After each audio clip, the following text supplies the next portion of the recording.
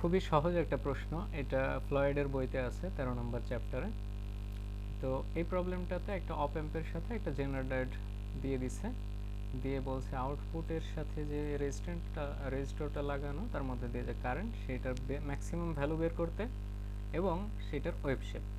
তো ভি ইনপুটে কি দেওয়া, ইনপুটে দেওয়া হচ্ছে আমার একটা স্কয়ার ওয়েভ যেটা +3 ভোল্ট এবং -3 ভোল্ট। এই যে এটা হচ্ছে আমার ভি ইনপুট।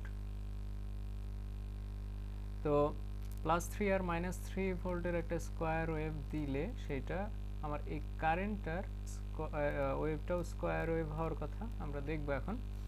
আমার সবার প্রথমে যেটা কাজ করব যে ভি ইন এইটা যখন +3 ভোল্ট তখন সার্কিটটা আসলে কেমন হবে। তো অপ অ্যাম্পের পজিটিভ ইনপুটটা এটা জিরোতে লাগানো গ্রাউন্ডে, তাহলে আমরা জানি অপ অ্যাম্পের অন্যটাও জিরো হবে। তাহলে এই যে ভি ইন আর এই জিরো দুইটা ভোল্টেজের ডিফারেন্স আছে, এই দিক থেকে কারেন্টটা যাবে, এই কারেন্টটাই আবার এই দিক দিয়ে যাবে।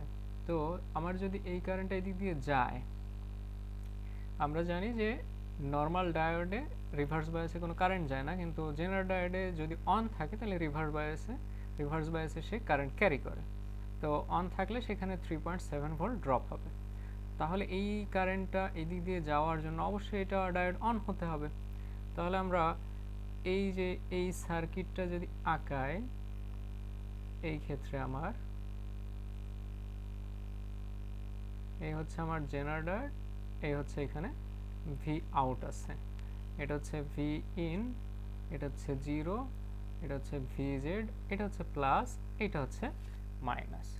তাহলে এইখানে আমি যদি লুপ ইকুয়েশন চালাই শুধুমাত্র এই যে এইটা এই জিরো আর ভি আউটের জন্য, তাহলে আমরা কারেন্ট দেখতে পাচ্ছি জিরো থেকে ভি আউটে যাচ্ছে।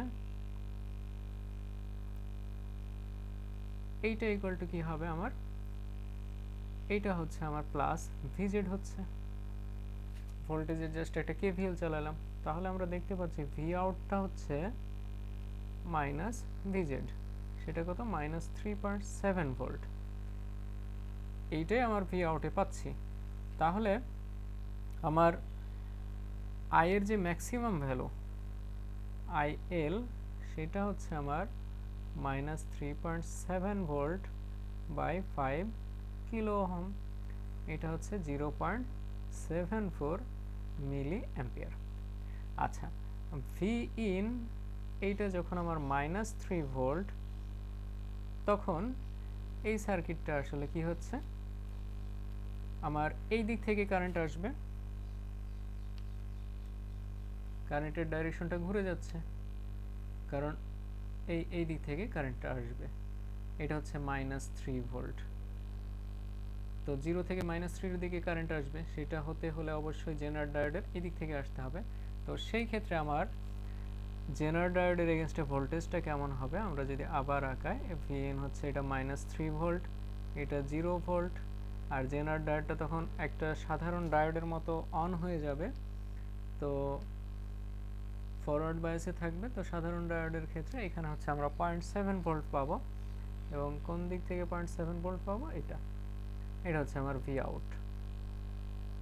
তাহলে এই ক্ষেত্রে যদি আমরা ইকুয়েশনটা লিখি শুধু এইটুকুর জন্য, এটা হচ্ছে 0.7 ভোল্ট, এটা মাইনাস এটা প্লাস, তাহলে V out minus 0 equal to 0.7, অতএব V out equal to 0.7 volt. তাহলে সেই ক্ষেত্রে আমার আইএলটা তখন কত হবে, 0.7 ভোল্ট ভাগ 5 কিলো ওহম, এই ক্ষেত্রে 0.14 অ্যাম্পিয়ার আসবে, মিলি অ্যাম্পিয়ার। তাহলে আমরা দুই ক্ষেত্রে কারেন্ট পেয়ে গেলাম। এখন আমার গ্রাফটা কেমন হবে, এটা হচ্ছে আইএল, যখন ভি ইন রিভার্স বায়াসে ছিল তখন আইএলটাও নেগেটিভই আসছে এই, এবং এটা হচ্ছে এত, তো এইখানে হচ্ছে -0.74 মিলি অ্যাম্পিয়ার, আর এইখানে হচ্ছে +0.14 মিলি অ্যাম্পিয়ার। ভি আউটের ভোল্টেজ ওয়েভটাও আমি দেখাই দিই, ভি আউট ছিল হচ্ছে -3.7, আর এটা হচ্ছে +0.7, -3.7 ভোল্ট, এটা হচ্ছে 0.7 ভোল্ট। এটা হচ্ছে আমার ভি আউট, এটা হচ্ছে আইএল। তো এইটাই হচ্ছে আমার অ্যান্সার। তো জেনার ডায়োডের কোশ্চেন সলভ করার ক্ষেত্রে আমরা এই প্রসেসটা অ্যাপ্লাই করতে পারি যে কারেন্ট যাচ্ছে কি যাচ্ছে না এই ডাইরেকশনটা, তাহলে আমাদের খুব ইজি হবে জিনিসটা।